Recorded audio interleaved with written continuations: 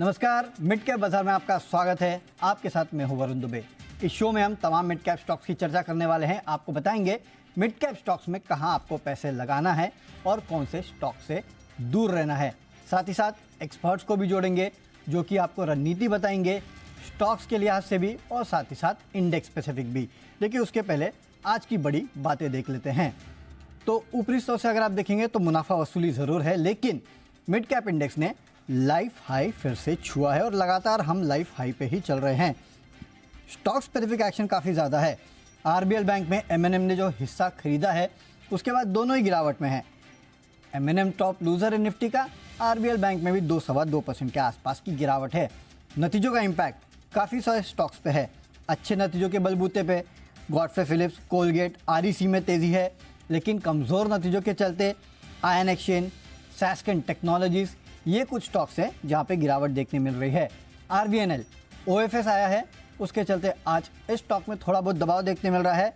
और आज की bumper listing Netweb technology, super computer बनाने वाली कंपनी की सुपर लिस्टिंग देखने मिली है। 90% प्रीमियम पे ये कंपनी लिस्ट हुई है। तो एक शानदार लिस्टिंग जो है फिर से एक बार देखने मिली। और अनिल सर ने आपको कहा ही था कि अच्छे लिस्टिंग गेन के लिए आपको यहाँ पैसे ज़रूर लगाना चाहिए। और देखिए ऑलमोस्ट लिस्टिंग के दिन ही स्टॉक दुगना हो चुका है।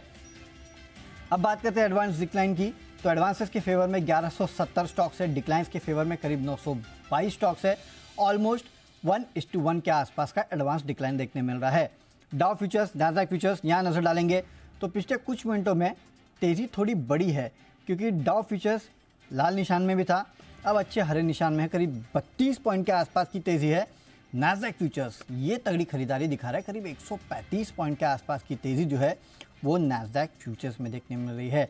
तो ग्लोबली मामला ठीक है, लोकली थोड़ा मुनाफा वसूली है, कुछ दिग्गजों में दबाव है, उसका इम्पैक्ट हमारे मार्केट्स पे ज़्यादा देखने मिल रहा है। लेकिन छोटे मझोले स्टॉक्स पे फोकस करते हुए सीधे चलते हैं हमारे सहयोगी कुशल गुप्ता के पास जानने के लिए कि कौन से स्टॉक सबसे ज़्यादा हरकत में है। कुशल बताइए।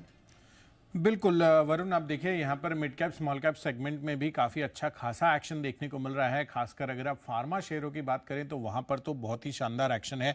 मिड कैप इंडेक्स वैसे भी हम देख रहे हैं कि यहाँ पर ऑलमोस्ट आधे % की तेज़ी के साथ कारोबार होता हुआ हमें नज़र आ रहा है। अब आप देखिए सिप्ला के पीछे पीछे बाकी काफ़ी सारे ऐसे फार्मा शेयर हैं जिन्होंने काफ़ी अच्छी तगड़ी छलांग लगाई है, जिसमें औरबिंदो फार्मा आप देखिए ऑलमोस्ट 6% की तेज़ी के साथ कारोबार कर रहा है। साथ ही जाइडस लाइफ साइंस, सिप्का लैब जैसे स्टॉक्स पर भी 4 से 5% तक की दमदार तेजी आती हुई दिख रही है। पावर और पावर से जुड़े हुए तमाम शेयर पिछले कुछ दिनों से हम देख रहे हैं कि लगातार फोकस में बने हुए हैं।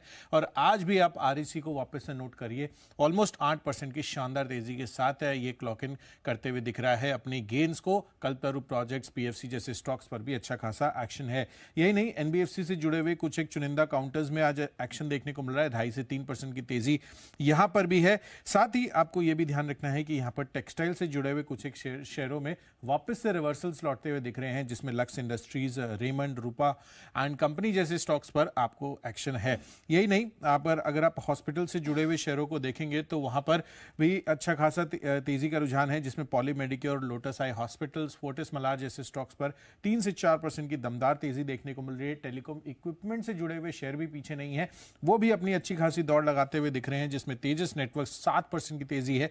यूनिवर्सल केबल, आईटीआई लिमिटेड जैसे स्टॉक्स भी बेहतरीन एक्शन में। कुछ एक चुनिंदा लूजर्स हैं, रेलवे से जुड़े हुए थोड़ी सी स्टॉक्स में मुनाफा वसूली का मूड माहौल आज के सत्र में बना हुआ है। कुछ major small cap, major mid cap losers में फाइन ऑर्गेनिक, सास्किन टेक्स जो नंबर इन्होंने डिक्लेयर किए हैं, आयन एक्सचेंज, यहां पर कुछ एक दबाव आपको सिनेरियो देखने को मिल रहा है। एचजेवीएन, शेफलर इंडिया जैसे स्टॉक्स पर भी हल्के फुल्की गिरावट का मूड माहौल है। But on an average, in fact above average अगर आप देखेंगे तो यहां पर गेनर्स का ही क्लियर कट रुझान हमें देखने को मिल रहा है। बेहतरीन तेजी आपको फार्मा शेयरों में तो आती हुई दिख रही है, सिप्ला के पीछे पीछे। तो सिप्ला के पीछे पीछे बाकी जो फार्मा स्टॉक्स है वो भी चल पड़े हैं।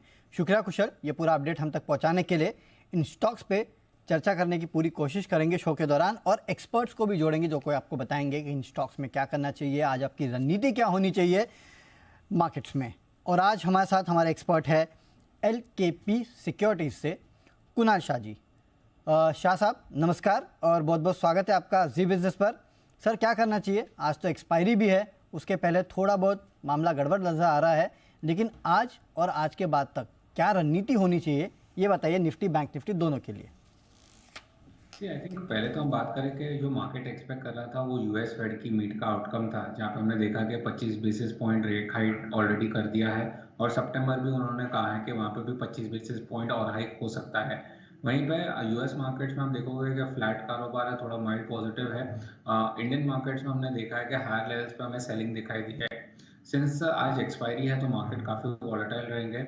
डाउन साइड पे निफ्टी को जो इमीडिएट सपोर्ट अभी बन रहा है वो है 19,680 का। निफ्टी करंटली 19,700 के आसपास चल रहा है। सो करीब यहाँ से और 20 पॉइंट नीचे एक सपोर्ट है। अगर वो सपोर्ट भी टूट जाता है तो हम फर्दर डाउन साइड एक्सपेक्ट करेंगे। पर वहां पे मुझे लगता है कि एक अच्छा खासा एटलीस्ट पुल बैक नहीं तो एक बाउंस तो मिलना ही चाहिए करंट लेवल से। जिस हिसाब से आज सेलिंग हुई है, एक्सपायरी तो मुझे लग रहा है कि 19,800 के नीचे ही होगी और लोअर एंड पे 19,680 नहीं तोड़ता है तो हमें ये 700 या 800 के रेंज के बीच में एक्सपायर हो जाएंगे। सो करंट लेवल से मेरा एक कॉन्ट्रैक्ट व्यू रहेगा निफ्टी पे, करंट लेवल से, जहाँ पे आप निफ्टी का जो 19,750 का कॉल ऑप्शन है उसमें आप एक लॉन्ग ट्रेड इनिशिएट कर सकते हो, सिंस रिस्क रिवॉर्ड बहुत ही अच्छा है और यहाँ से मैं पुल बैक एक्सपेक्ट कर रहा हूँ। तो ये जो 19,750 का जो कॉल ऑप्शन है ये करंटली चल रहा है 20 रुपीज़ के आसपास, 22-21 के आसपास ट्रेड कर रहा है। सो एक बहुत लो रिस्क ट्रेड है आपके लिए, आप 20 रुपये के आसपास इसको बाय कर सकते हो। स्टॉप लॉस इसके लिए जीरो रहेगा क्योंकि मेरे लिए एक जीरो जीरो ट्रेड बन जाएगा। और अपसाइड पे मैं जो टारगेट्स एक्सपेक्ट कर रहा हूँ वो फर्स्ट रहेगा 50 का और सेकंड टारगेट रहेगा 70 का। सो आप निफ्टी में बाय की अप्रोच कर सकते हो, करंट लेवल से रिस्क रिवॉर्ड काफ़ी फेवरेबल है। जहाँ तक बैंक निफ्टी है वहीं पे एक्सट्रीम वीकनेस दिखाई दे रही है। बैंक निफ्टी मुझे लगता है और थोड़ा डाउन साइड दिखा सकता है, जहाँ पे 45,600 तक के लेवल्स दिखाई दे रहे हैं। वो अगला सपोर्ट है बैंक निफ्टी के लिए, वहां से हमें एक बाउंस दिखाई दे सकता है बैंक निफ्टी के इंडेक्स में। सो बैंक निफ्टी में मुझे 150 पॉइंट का और भी फॉल दिखाई दे रहा है करंट लेवल से जो आ सकता है।